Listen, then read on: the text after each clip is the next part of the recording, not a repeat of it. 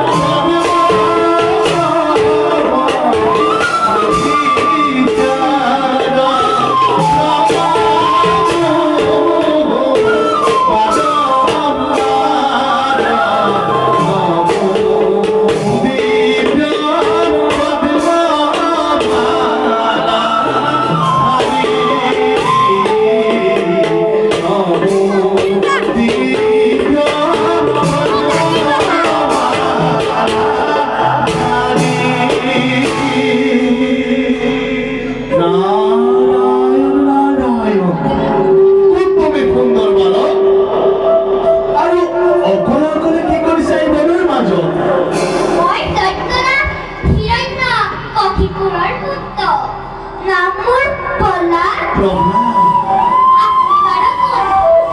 আপনার মুখরাজ এই গীতে বড় ভাল লাগিছে। আপনি বরং গীত গাবলৈ শিকাবনে?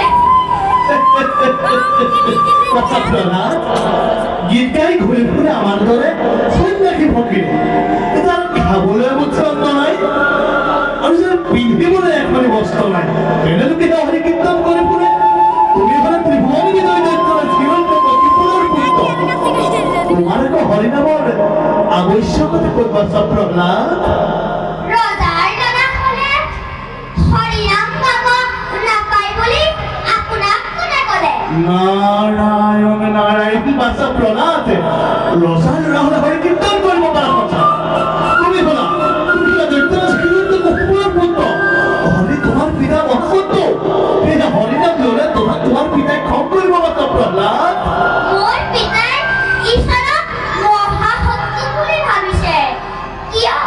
তেওঁ জানো একেজনী শৰীৰ শাসন কৰা নাই? বাচ্চা প্রহ্লাদ তেমনি একেধরই চরিচর্যন করেছে কিন্তু তোমার পিতা এই কথা কেতেও মানি না বাচ্চা প্রহ্লাদ আপনি হরিনাম শুনিলে তুমি একেবারে কমন্তে উন্মাদ হয়ে উঠো বাচ্চা প্রহ্লাদ তাৰ কাৰণে আপুনি চিন্তা নকৰিব। ও নাৰায়ণ মই মোৰ পিতৃক কম, পিতৃয়ে মোৰ কথা নিশ্চয় শুনিব। কাৰণ মোৰ পিতৃয়ে মোক বৰ মৰম কৰে। নারায়ণ নারায়ণ বাচ্চা প্রহ্লাদ তুমি চেষ্টা করিলে পারিবা আমি তো এবিলাক কথা বাদ দিয়া সৌজনে পিতার কত বিক্ষণ তলতেই মই তোমাক দুই চাৰি চাকি শিকাই দিম আৰু মই গাই যাম তুমি মোৰ লগে লগে গাই যাবা হ'বনে বাচ্চা প্ৰহ্লাদ ভাল দেৱৰী কি? বলা তেন্তে আমি যাওঁ সৌগত বিক্ষণ তলতে আহা বাচ্চা প্ৰহ্লাদ প্ৰথমে মই তোমাক ঘড়ী কেনেকৈ আলোচনা কৰিব লাগে তাক শিকাই দিছো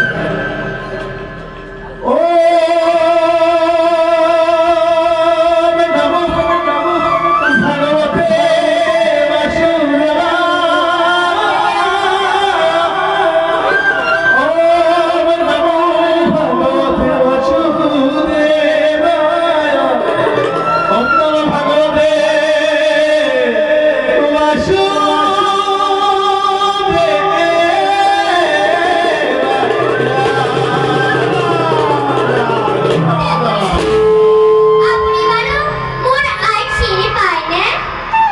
এই কথা তুমি কিয় সুধিলা বাচ্চা প্ৰহ্লাদ কাৰণ মই যেতিয়া মাতৃৰ গৰ্ভত আছিলোঁ, তেতিয়াতে ডাক্তৰে বলা বলা গীত মাত বিনয় জন্মৰ মই শুনিছিলোঁ। বাচ্চা প্ৰহ্লাদ ওইগুলো দেখে দেখে গীত গাই ঘূৰি ফুৰা সৈতে ফকিৰ কোনোবা জানো শুনিবও পাৰা এতিয়া এইবিলাক কথা বাদ দিয়া বেলিও বেছি নাই আমি দুয়োগী সন্মুখে চেষ্টা কৰোঁ তোমাক নাপাই চাগে তোমাৰ আয়ুস চিন্তা ব্যাকুল হৈ আছে আৰু মই হৰনাম গাই যাম তুমি মোৰ লগে লগে গাই যাবা হ'বনে ভাল দেৱৰী কি? হৰি নামে হৰি নামে হৰি নামে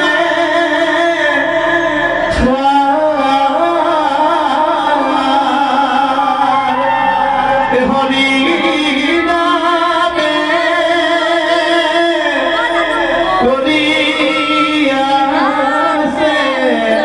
জগত